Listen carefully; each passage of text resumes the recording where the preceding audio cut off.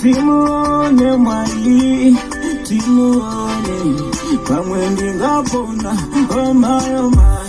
Timuone Yesu, timuone mwali.